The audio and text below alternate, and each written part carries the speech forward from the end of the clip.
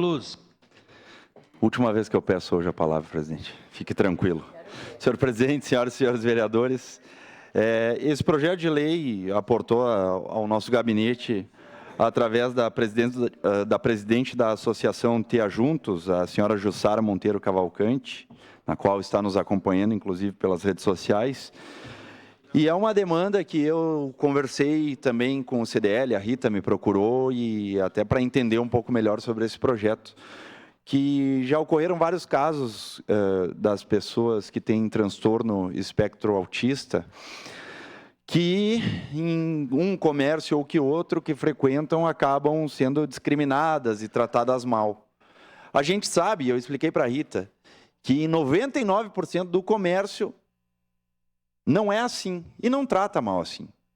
Mas tem aquele 1% que infelizmente não se prepara, não vai atrás das informações para saber que tem maneiras e maneiras de se lidar com diferentes públicos, em especial quem tem o transtorno de espectro autista, que é uma situação mais delicada, tem diversos níveis. Então, expliquei isso para a Rita e ela entendeu também, e a gente sabe que quando a gente fala que tem 99% de comércio e pessoas boas, aquele 1% ruim não é só no comércio, mas é em todas as áreas, é na segurança pública, na saúde, na educação, enfim, todas as áreas. Então, nada mais justo de que essa pequena parcela pague, infelizmente, por essa situação que volta e meia ocorre em nosso município.